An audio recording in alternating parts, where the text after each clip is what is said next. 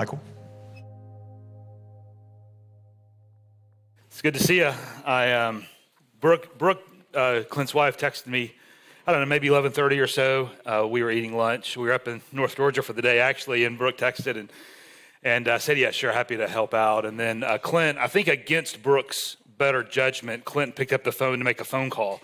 And so Clint called, and he sounded rough. Like, he did not sound well. In fact, I saw that it was Clint. We were driving in my car, and so I was like, Clint, you're on speakerphone and my kids are in the car, because I didn't know what kind of drugs he was on or what he might say.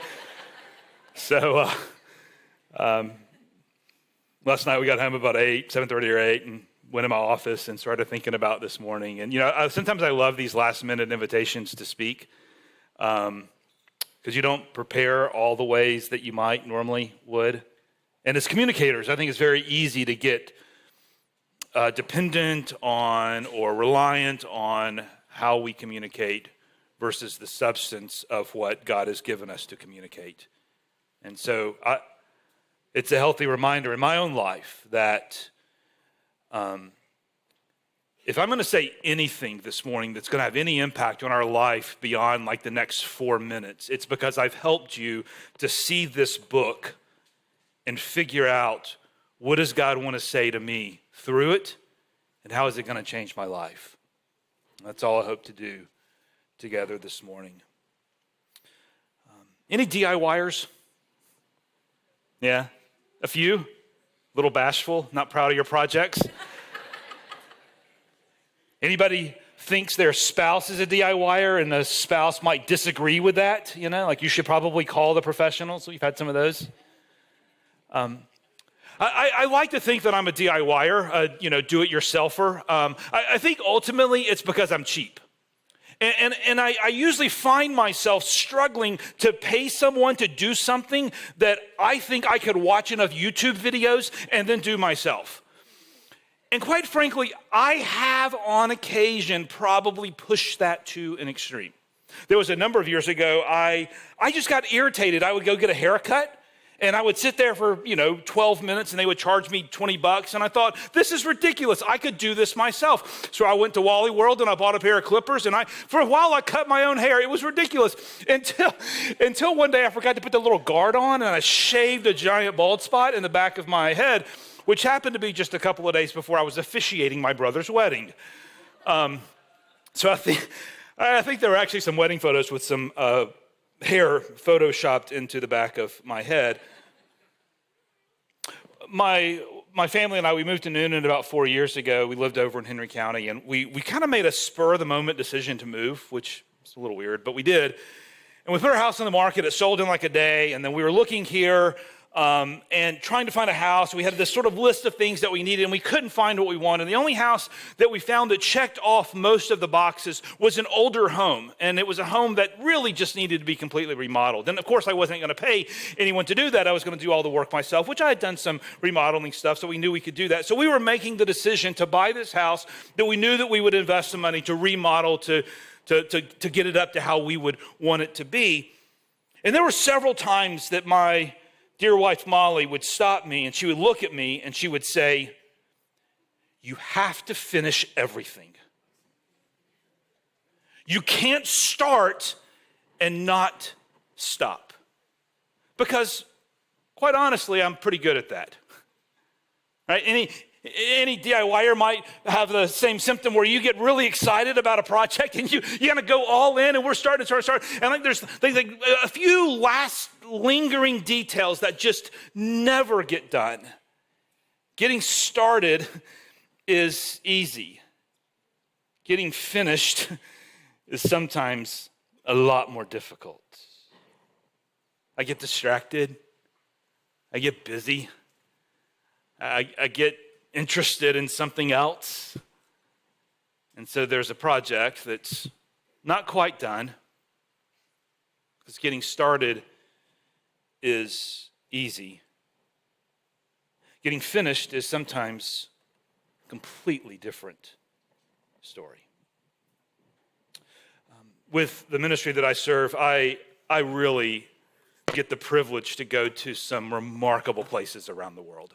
And it's just a privilege that I get to do that. There's there's not been a place that I've been to that has not impacted me the way that a place that's just outside of Amman, Jordan has.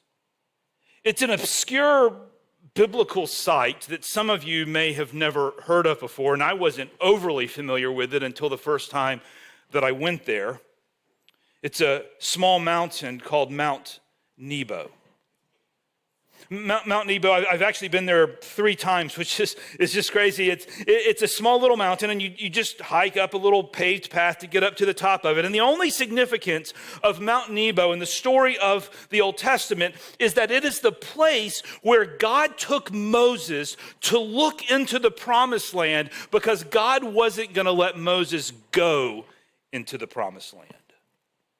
For 40 years, 4 decades, Moses had led the people of God towards a single destination, this spot of dirt that we would know as the promised land. And as the people were approaching from the east, moving west towards the promised land across the plains of Moab, God had told Moses, you're going to get the people right to the edge, but you did something.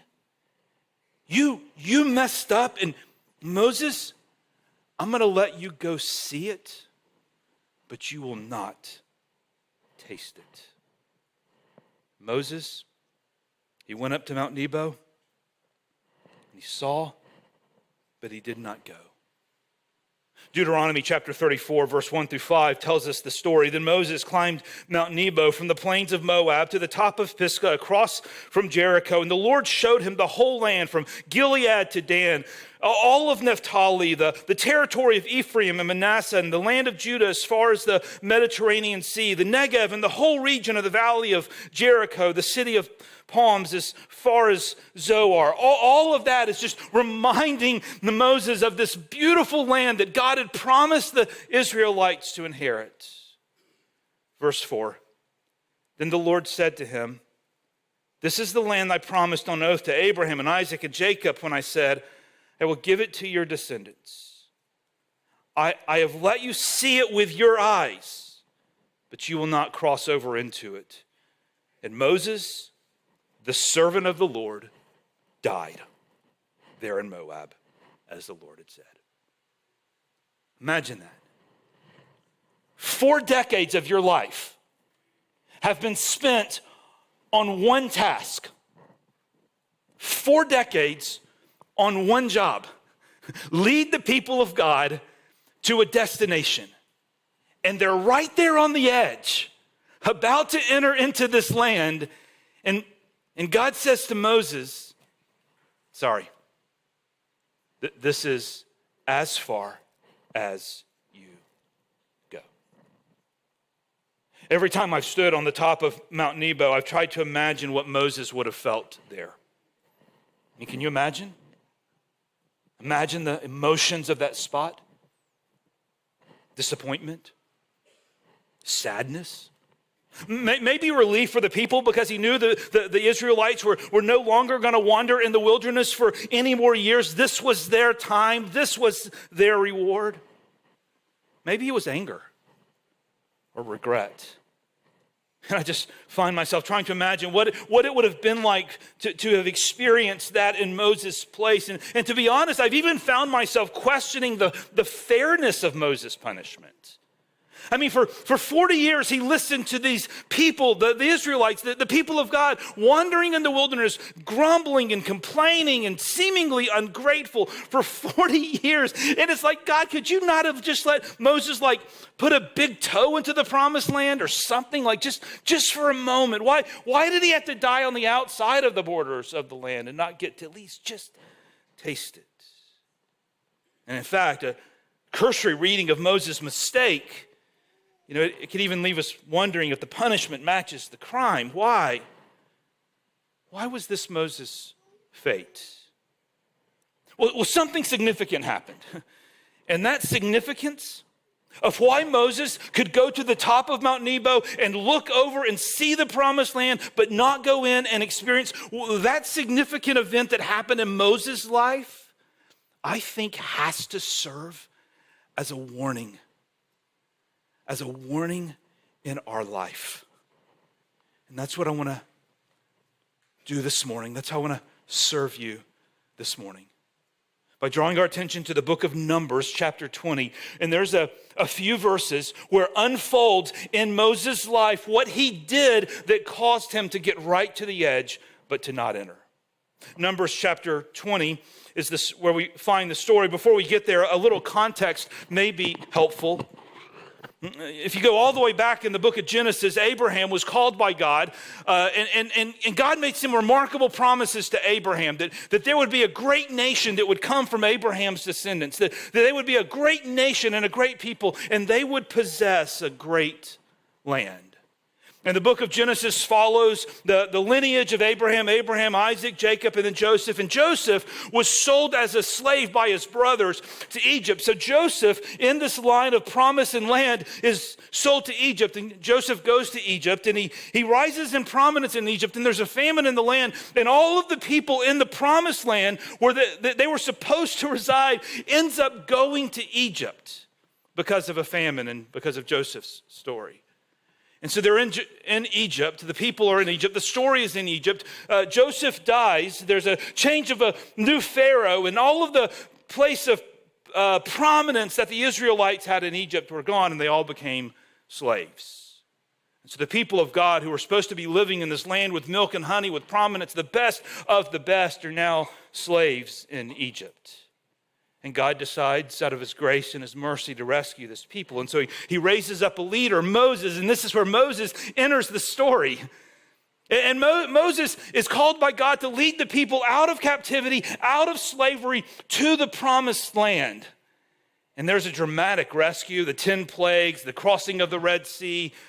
Moses and the Israelites, They begin to make their way out of Egypt. They head sort of southeast towards Mount Sinai. And they go to Mount Sinai, and Moses goes up on the top of Mount Sinai. And he gets the law, the 10 commandments and the law from God. And Moses comes back down at the base of Sinai. And all of the Israelites, they camp there in the wilderness in the base of Mount Sinai for an entire year of putting into place all of the feasts and the festivals and the sacrifices of the Old Testament. And after a year, one day, they wake up. And it's time to go. And they pack up their tents. There's the tabernacle, the portable place of worship, and they pick up the tabernacle, and they set out on a journey towards the promised land. And what's interesting, if you were to go from where the Israelites were in Mount Sinai and just begin walking towards the promised land, that journey should only take about 2 weeks, maybe 3 if you're a slow walker. What should have taken 2 weeks took 40 years. Why? Because the people, they complained and they grumbled and they were ungrateful and they didn't trust God. And God said, okay, this generation that came out of Egypt to cross the Red Sea and saw all the miracles, this generation, they would not inherit the land. It would be the next generation. And so for 40 years, waiting for an entire generation to die off, the Israelites wandered in the wilderness. And it is in fact a wilderness. It's brown. And that's about it. It's hot, barren. And it's a desert. And God was their provider. God was their protector. God was the one who was taking care of them. And as they wandered through the desert, it was over and over, God was the one that took care of them. But then we come to stories like we find in Numbers chapter 20, and it makes us scratch our heads a little bit.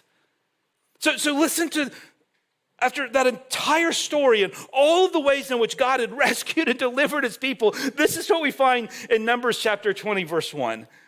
In the first month, the whole Israelite community arrived at the desert of Zin, and they stayed at Kadesh. And there Miriam died and was buried, and now there was no water for the community. And the people gathered in opposition to Moses and Aaron. And they quarreled with Moses and said, listen to what they say, if only we had died when our brothers fell before the Lord. Why did you bring the Lord's community into this wilderness that we and our livestock should die here? Why did you bring us out of Egypt to this terrible place? It has no grain and no figs and no grapevines and no pomegranates. I find it to be very a specific request of food. And there's no water to drink. I mean, the concern of no water is legit. They're in a desert. There is no water. But what they say is pretty staggering, isn't it? I mean, for years, they have seen God provide for them. I mean, every morning they wake up, they wipe the sleepies out of their eyes, they put on their sandals, they open up their tents, and they go outside, and there's manna, there's food that God has provided day after day after day for them to eat. God has miraculously provided for every need they've had. This isn't the first time they've not had water, and God provided water. Their memory is so short, and they show up complaining to Moses, and they say, we don't have any water or figs or pomegranates. Why did you bring us here? I mean, they're asking to go back to Egypt. And what was their life in Egypt? Slavery and bondage and abuse. They're like, that was better than this. It's a staggering thing that the people say to Moses. But there's a real need. There's no water. And so notice Moses' response in verse 6. I mean, on the surface, this seems to be a very, very positive response. Moses and Aaron went from the assembly to the entrance of the tent of meeting, that's the tabernacle where they worshiped, and fell face down, and the glory of the Lord appeared to them. Now, that seems to be a pretty good lesson in leadership right there, isn't it?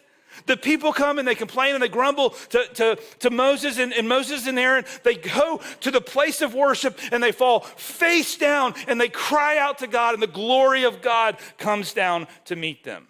It's wonder. I mean, that is how to lead, right? I mean, just imagine if we experienced that. Imagine you go upstairs after church and you don't like something you saw in children's nursery, and giving Robin an earful about it, and she doesn't say anything. She just like walks out there and lays down and cries out to God, prostrate on the ground, right? What a tremendous response that is, right? And God meets Moses and Aaron at the tent of meeting. Verse 7, the Lord said to Moses, take the staff. That would have been the staff that's been used in multiple miracles throughout the history of the Israelites' journey from freedom in Egypt through the wilderness. And you and your brother Aaron, take the staff, you and your brother Aaron, gather the assembly together, speak to that rock, and before their eyes it will pour out its water. And you will bring out of the rock, you'll bring water out of the rock for the community so that they and their livestock can drink. Pretty simple instructions, isn't it? It's like early Alexa. Rock, water. Go to the rock. Say, water? On? I don't know what he was supposed to say. But go to the rock and tell it to pour out its water. And God was just going to meet the need. God was going to use Moses and his brother Aaron to meet the need of the people who were grumbling and complaining in the wilderness. Yet something happened. Something happened between Moses when he picks himself up off the ground at the tent of meeting to when he stood in front of that rock ready to perform a miracle. The prostrated Moses who's laying down on the ground, crying out to God on behalf of the people. The prostrated Moses seeking the glory of God is replaced by a leader who somehow seems to forget that God himself was in fact their provider. Notice what happens at verse 9. So Moses took the staff from the Lord's presence, just as he commanded him. And he and Aaron gathered the assembly in front of the rock. And Moses said to them, and I want you to listen to the differences between what Moses says and God instructed. Listen, you rebels. Must we bring you water out of this rock? Then Moses raised his arm and struck the rock twice with his staff. And water gushed out, and the community and their livestock drank. I mean, God meets the need. God performs the miracle. God does supply the water for the people. But did you notice the differences between what Moses does and what God instructed? There's three real specific variations or deviations between God's instructions and Moses' actions. The first is he calls them rebels. In fact, God never said for Moses to speak to the Israelites, but rather to speak to the rock. He gathers all the people around and he says, hey, you listen, you rebels. That word rebels is intentional. It's a word that is used primarily from God to judge a group of people who have turned their back or who have rebelled on God. This is not Moses just getting frustrated, and rebels was his favorite word to say about somebody bad. Now, this was a word of judgment. This was a word of Moses standing there and judging the people. You rebels. In fact, in Psalm 106, when the psalmist is reflecting on this event in Numbers 20, he says that rash words came from Moses' lips, thereby keeping him out of the promised land. And then he includes a curious pronoun, doesn't he? Chapter 20, verse 10. Listen, you rebels, must, what's the word? We must, me, I, Aaron. Maybe he's including God in that, but he certainly is including himself, isn't he? Not saying, look, here's what God's going to do. Just perform the miracle. He's like, do we have to do this again? And you can't just sense the frustration in his voice. Here we are again. How many times do I got to do this for you? Don't you get you can sense the frustration. Over and over, God has shown himself to be the provider and the rescuer of the Israelite story. Yet Moses had no shortage of miracles to know this. Yet somehow, for some reason, he writes himself into the story. He writes himself into the miracle. Do I got to do this again? And then there's a curious thing where Moses doesn't speak to the rock. What does he do? He hits it twice. There is another rock and water story in Exodus chapter 17 where Moses was instructed to strike the rock in that instance. But this is different. God said, speak to the rock. Tell it, water, run. Speak. And here, he hits it with the rod. Not once, twice. And that small detail may seem insignificant, but it probably reveals a lot about Moses' heart and Moses' attitude in this moment. Probably some anger, some frustration. Here we go again with these grumbling, complaining Israelites. What's Moses trying to do by striking it instead of speaking to it? I'm assuming he's trying to speed along the miracle. He's rather doing his plans that seem to make more sense than God's. Maybe he's remembering something that worked in the past, and so certainly this will do it again. He judges them. He relies on his own strength, carries out his own plans. And in response to that, verse 12, God says this, but the Lord said to Moses and Aaron, because you did not trust in me enough to honor me as, what's that word? Holy. Because you did not trust in me enough to honor me as, because you did not trust in me enough to honor me as, in the sight of the Israelites, you will not bring this community into the land I give them. It's an interesting choice of words from God, isn't it? That it was Moses' neglect of the holiness of God in his deviations from the instructions of God and the striking of the rock and the judgment he does. Instead of helping the Israelites to see God as holy, like uniquely set apart as the provider and the rescuer for the people of God, Moses writes himself into the story. Moses essentially, in each of these three deviations from God's instruction, Moses places himself in the place of God. I mean, think through what he does. He judges them. He intentionally calls them rebels, a word to judge and to condemn them. And that's not Moses' role, that's God's role, isn't it?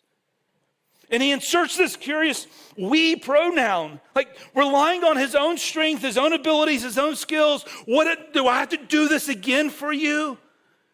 And then he tries to make God's plans work in his way, try to speed along the plan of God. He tries to take matters into his own hands, rely on his own skills. And rather than draw attention of the people to this holy, unique God, set apart as their provider and their deliverer and their rescuer, Moses makes the story about himself. Moses makes it all about him. Moses, 3 times in this story, Moses puts himself in the place of God. And here's the lesson of Numbers 20. We can't both serve God and be God. We can't seek to serve God with our lives. We can't seek to try to lead and to be the people of influence, whatever that role is that God has called us to be. We can't seek to try to make a difference in this world and serve others and want to be God. Put ourselves in the place of judgment, put ourselves in the reliance on our own strength and ability, seeking the glory for ourselves. We can't serve God and be God, but I think like Moses,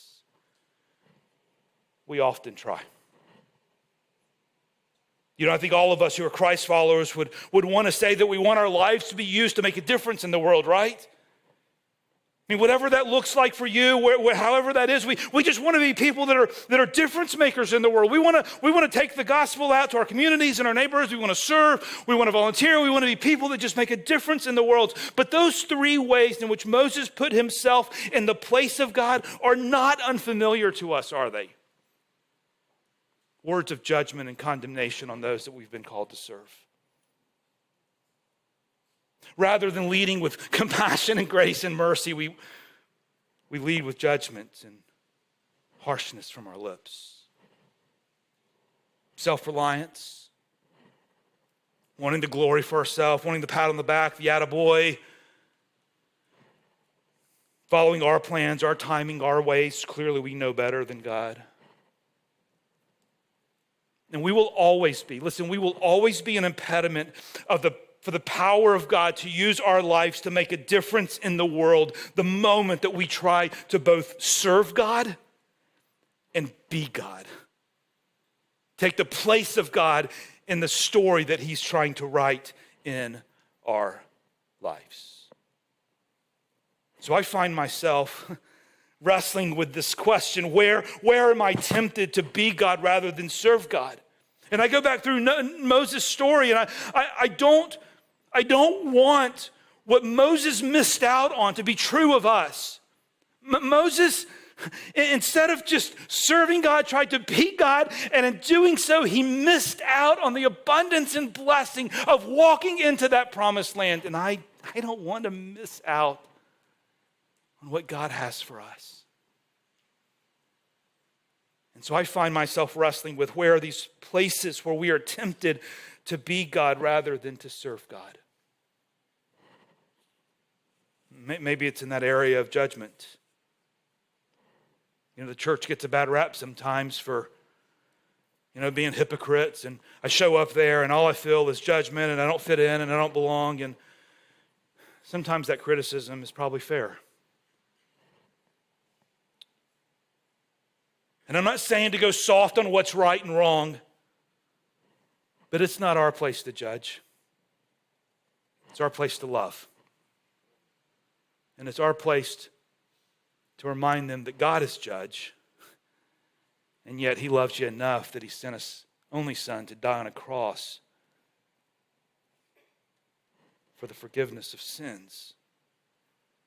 And that's what the world needs. Not our judgment, not our condemnation. They need to hear hope. Where are we tempted to try to be God rather than serve God? Maybe in those areas of self-reliance, where we want the praise and the accolades for all the good stuff that we do in life.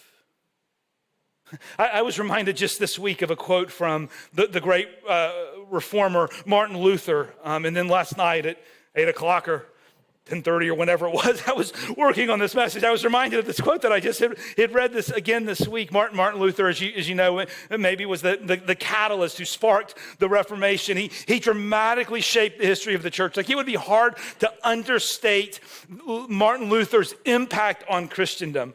And he condemns the Catholic Church and for their abuse and their all sorts of other practices. And after he does so, Martin Luther was a wanted man. Like, he was a wanted man. And so his friends, it's a great story, his friends kidnap him.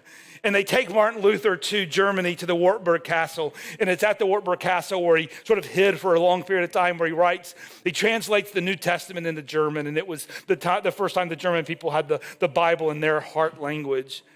Somebody asked Martin Luther one time, he set the world upside down. And he was asked, well, how did you do that? And this was Luther's response. I simply taught and preached and wrote God's word. Otherwise, I did nothing. And while I slept or drank Wittenberg beer with my friends Philip and Amsdorf, the word so greatly weakened the papacy that no prince or emperor ever inflicted such losses upon it. I did nothing. The word did everything. Sleep, beer, and the word turn the world upside down. I'll let you decide what to do with the beer part. But man, don't you want that? That every good thing in our life that we do in service of our great King, that our attitude is that it's not us. Like, we did nothing. I did nothing. The word did everything. Whose glory are we chasing? Whose glory are you chasing? And that doesn't matter if you're changing diapers in the nursery or you're standing on a platform. It's easy to misplace it, isn't it? To chase the acknowledgement or the recognition, or to want to be noticed for how we serve and where we serve. How are you tempted to be God rather than serve God?